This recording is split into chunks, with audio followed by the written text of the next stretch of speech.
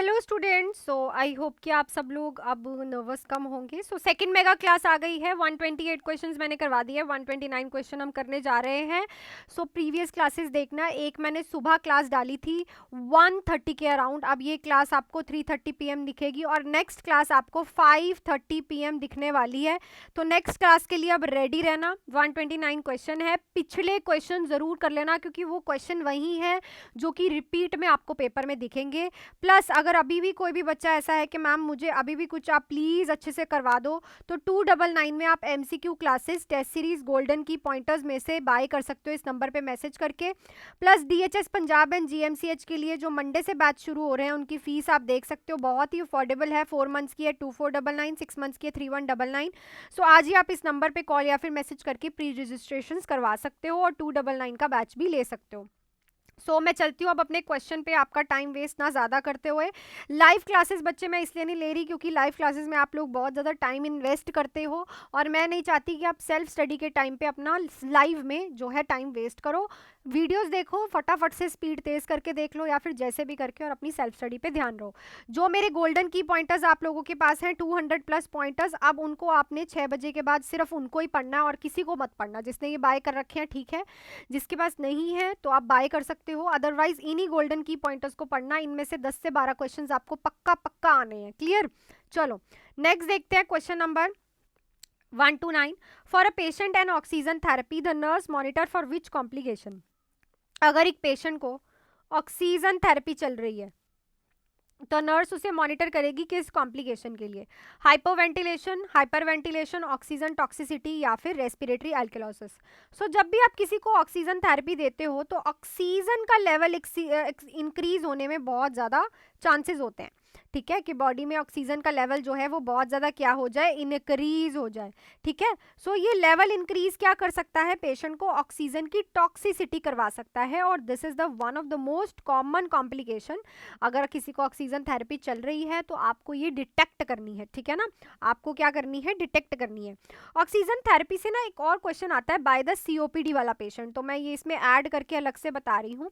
हमेशा याद रखो COPD वाले पेशेंट में ऑक्सीजन थेरेपी जो देते हो 1 से 2 लीटर की रेंज में ही देते हो। क्यों देते हो? क्योंकि COPD वाले पेशेंट में CO2 की रिटेंशन होती है बच्चे, ठीक है। ये आपको डायरेक्टली मैं बता रही हूँ, इस चीज़ को याद रखो, बाई चांस आपको आता है तो आप टिक लगा पाओ। 2 लीटर से ज़्यादा कभी नहीं देनी COPD वाले को, क्योंकि कार्बन डाइऑक्साइड भी रिटेन है उसकी बॉडी में।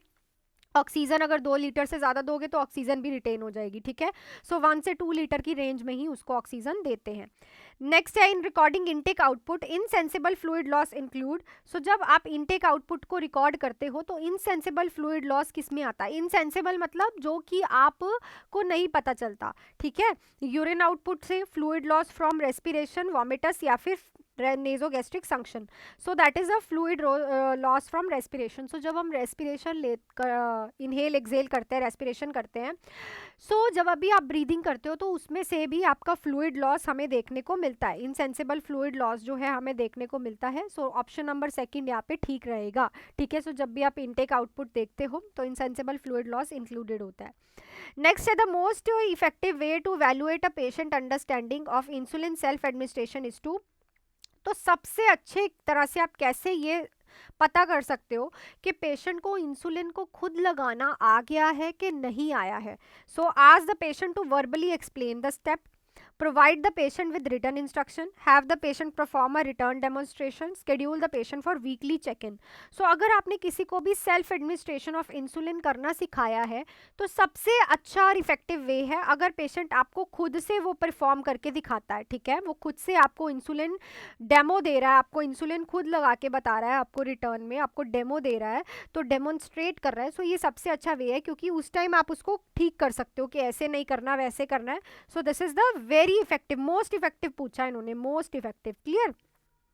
नेक्स्ट है when feeding a patient with dysphagia the nurse should. तो जब आप पेशेंट को फीड कर रहे हो, पेशेंट को डिस्फेजिया, डिफिकल्टी इन स्वेलविंग, क्या बोलते हैं हम इसको, डिफिकल्टी इन स्वेलविंग, तो आप क्या करोगे? Avoid, thickened liquid, encourage small bite, positioning the patient upright, using straw.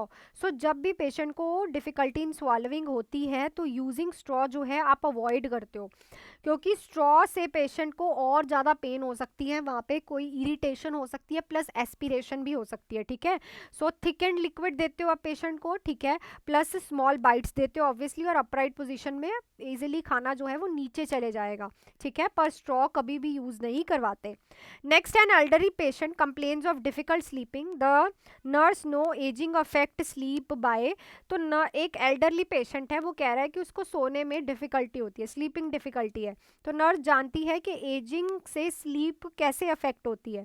Increase total sleep time, increase the amount of REM sleep, decreasing the quality and depth of sleep, eliminating the need for attention naps. तो obviously quality और depth of the sleep ना, जैसे जैसे आपने अपने दादा देखे होंगे, नाना, ग्रैंड पेरेंट्स देखे हैं, वो बहुत कम सोते हैं, ठीक है. वो अगर 10 बजे सोएंगे तो सुबह 3-4 बजे उठ जाएंगे और बहुत बोलते हैं कि हमें नींद नहीं आती, ठीक है. जैसे जैसे इंक्रीज होती है एज, वैसे वैसे नींद की जो क्वालिटी है और डेप्थ है वो डिक्रीज होती रहती है, ठीक है. सो ये one of the most common चीज़ है जो कि एजिंग के साथ साथ स्लीप में अफेक्ट होती है. नेक्स्ट है when using crutches with the 3 point get the patient should. तो जो 3 पॉइंट गेट्स होते हैं, सो 3 जो गेट्स के साथ, देखो एक होता है 2 point gait, 3 point gait and 4 point gait. तो जब आप 3 पॉइंट गेट का क्रचेज यूज कर रहे हो तो पेशेंट को क्या करना चाहिए, move the stronger leg forward with 2 crutches, move both crutches and the weaker leg together, swing both leg past the crutches, move one crutch at the time with the weaker leg, ठीक है.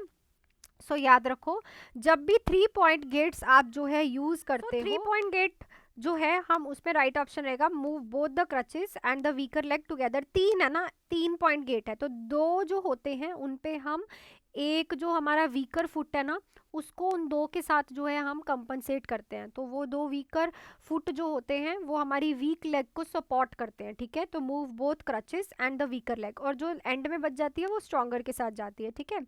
When delegating the task to a nursing assistant, the nurse understand the assistant में. तो जब आप task के बारे में delegate कर रहे हो एक नर्सिंग असिस्टेंट को, तो नर्स समझ जाएगी कि असिस्टेंट को असेस करनी है पेशेंट की कंडीशन, ठीक है, परफॉर्म करना है invasive procedure, take routine vital signs, adjust the patient care plan. So obviously अगर नर्सिंग असिस्टेंट है तो उसको वाइटल साइंस टेक लेने होते हैं रेगुलरली, ठीक है. सो दिस इज द किस चीज़ में असिस्ट करते हैं वो, वाइटल साइंस लेने में. बाकी नर्सिंग असिस्टेंट्स का काम नहीं है पेशेंट की कंडीशन को असेस करना, ये नर्सिंग ऑफिसर्स का काम है, ठीक है. असिस्टेंट एनए का नहीं है, ये नर्सिंग ऑफिसर्स का काम है, ये एनओ का है, ठीक है. नेक्स्ट है what is the most appropriate position for a patient experiencing shortness of breath के लिए सबसे मोस्ट अप्रोप्रिएट पोजीशन कौन सी रहेगी, prone, supine, semi Fowler's and Fowler's and Trendelenburg. So it's a semi Fowler's position, क्योंकि जब आप सेमी फाउलर्स पोजीशन देते हो तो लंग्स एक्सपेंशन बहुत अच्छे से होती है और पेशेंट सांस लेने की जो उसको प्रॉब्लम आ रही थी वो ठीक हो जाती है. मोस्टली रेस्पिरेटरी सिस्टम्स और हार्ट की प्रॉब्लम्स में हम जो है Fowler's and semi Fowler's position देते हैं. प्लस जब किसी को एनजी ट्यूब इंसर्ट कर रहे हो और एनजी फीडिंग दे रहे हो तो आप यही पोजीशन जो है पेशेंट को देते हो. क्लियर.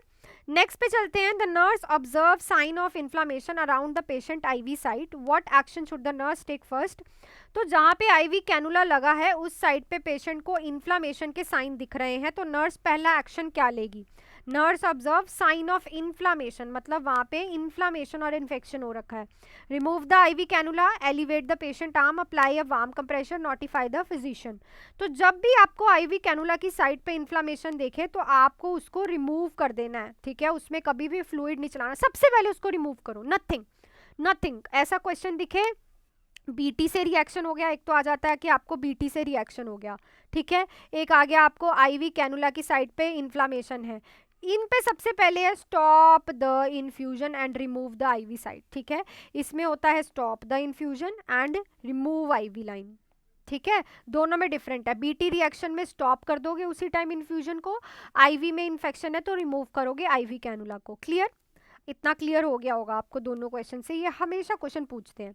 सो नेक्स्ट क्वेश्चन पे चलने से पहले बच्चे अगर कोई भी बच्चा अभी भी अच्छे से और अच्छे से कल के लिए प्रिपेयर करना चाहता है तो 299 इस नंबर पे आप मैसेज करके एमसीक्यू क्लासेस ले सकते हो, जो मैंने रिसर्च की प्लस नर्सिंग आपको दे रखी हैं क्लासेस, उसकी रिकॉर्डिंग्स मिलेंगी, टेस्ट सीरीज एंड गोल्डन की पॉइंटर्स आपको मिलेंगे। अभी आपको 6 बजे के बाद सिर्फ ये गोल्डन की पॉइंटर्स ही पढ़ने हैं, जो कि 200 प्लस हैं। इनमें से 4 से 5 क्वेश्चन से भी ज़्यादा आते हैं, पिछली बार तो 11-12 क्वेश्चन आए थे इनसे डायरेक्टली, ठीक है।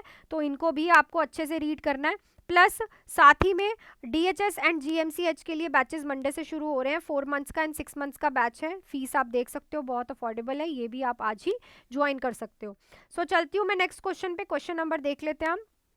मेगा क्लासेस चल रही हैं, वीडियो को लाइक कर दो, शेयर कर दो अपने फ्रेंड्स के साथ और अच्छे से पढ़ो।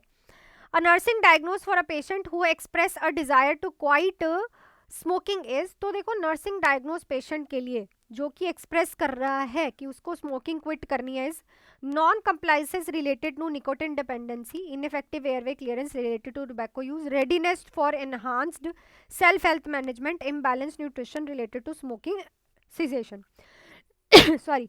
देखो अगर कोई पेशेंट एक्सप्रेस कर रहा है विलिंगली कि वो क्विट करना चाहता है स्मोकिंग, मतलब कि वो स्मोकिंग को छोड़ना चाहता है, इज रेडी, ठीक है, वो एक्सप्रेसिव है, वो रेडी है कि उसे स्मोकिंग को छोड़ना है, देन इट शोज के patient readiness for enhancement and self health management, के पेशेंट का ये डायग्नोज बनाओगे आप, ठीक है। Readiness for enhancement of self health management के लिए, वो अपनी हेल्थ की मैनेजमेंट के लिए खुद से ये स्टेप लेने जा रहा है जिसमें वो ये सब चीजें छोड़ना चाहता है, ठीक है। नेक्स्ट है the normal range for adult respiratory rate is, तो एडल्ट का रेस्पिरेटरी रेट की नॉर्मल रेंज कितनी होती है? 8 से 12 ब्रेथ्स पर मिनट, 12 से 20, 20 से 28, 28 से 36, तो इट्स 12 से 20 ब्रेथ्स पर मिनट जो है वो नॉर्मल रेस्पिरेशन जो है मानी जाती है इन द एडल्ट पेशेंट्स, ठीक है। डायरेक्ट क्वेश्चन है ये, आपको जो दिखेंगे वहां पे पेपर में। Which of the following is the most effective way to prevent hospital acquired infection, तो सबसे ज्यादा इफेक्टिव वे क्या है हॉस्पिटल एक्वायर्ड इन्फेक्शन को प्रिवेंट करने का? Using gloves for every procedure, administer prophylactic antibiotic, practicing proper hand hygiene, isolating all patients. So it's a practicing proper hand hygiene. देखो hand hygiene चाहे आप घर पे हो चाहे आप कहीं भी हो, hand hygiene is the one of the most important thing, जिससे आप सारी की सारी चीज़ों से, जितने भी इन्फेक्शन हैं उनसे बच सकते हो। रेगुलर अपनी हैंड वॉशिंग करो, बाहर अंदर जाते हो अच्छे से अपने हैंड वॉश करो और सारी प्रैक्टिसेस को करो, ओके। WHO के अकॉर्डिंग कितने टाइम के लिए आपको हैंड वॉश करना चाहिए? So it's by 40 to 60 seconds. और अगर मैं बात करूँ हैंड रब की, तो हैंड रब आपको करना होता है 20 to 30 सेकेंड्स के अंदर, जो आप किसके साथ करते हो भाई? अपने आप सैनिटाइजर के साथ, ठीक है। नेक्स्ट है विच वाइटल साइन मेजरमेंट में indicate the presence of pain, तो कौन सा वाइटल साइन आपको बताता है पेशेंट को पेन है? Decrease temperature, increase BP, decrease heart rate, increase oxygen saturation. So अगर किसी का बीपी इंक्रीज होता है तो ये हमें बताता है कि पेशेंट को पेन है। टेम्परेचर डिक्रीज नहीं बताता, हार्ट रेट इंक्रीज होती है जब पेन होती है, याद रखना। टैकीकार्डिया होता है पेशेंट को पेन में। ऑक्सीजन सेचुरेशन इंक्रीज नहीं होती, डिक्रीज होती है, पेशेंट एंग्जाइटी में होता है तो वो ज़्यादा कार्बन डाइऑक्साइड इनहेल करता है।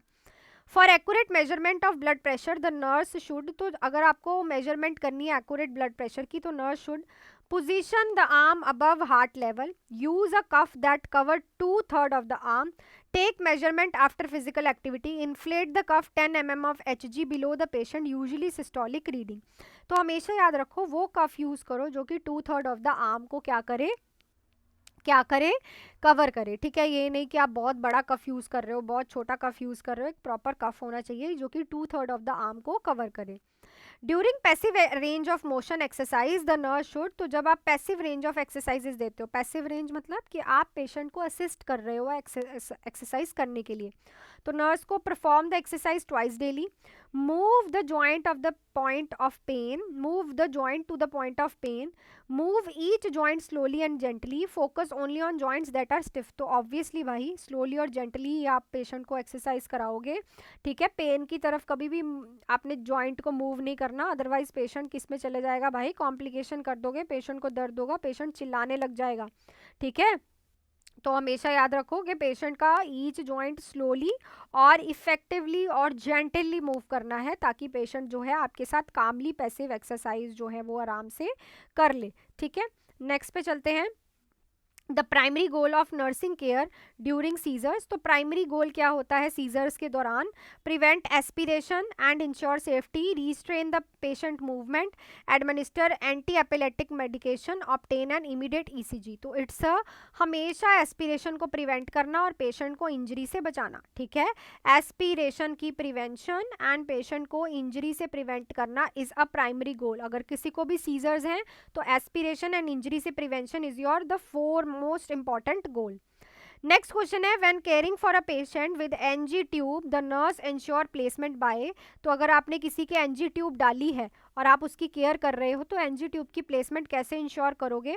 Checking pH of aspirate fluid, flushing the tube with 30 ml of water, पाल्पेटिंग for gastric distension, observing patient tolerance. तो हमेशा हम क्या करते हैं, देखो अगर वो गैस्ट्रिक में ही होगी, अगर वो गैस्ट्रिक में ही होगी तो उसकी पीएच जो है वो एसिडिक आएगी, तो इसीलिए हम क्या करेंगे पीएच उसकी चेक करते हैं। अगर आपको पूछा जाए कि आपने अभी एनजी ट्यूब डाली है तो प्लेसमेंट कैसे चेक करोगे, तो आप एक्सरे करवाते हो, ये कंफर्मेटरी टेस्ट होता है उसकी प्लेसमेंट के लिए। क्लियर?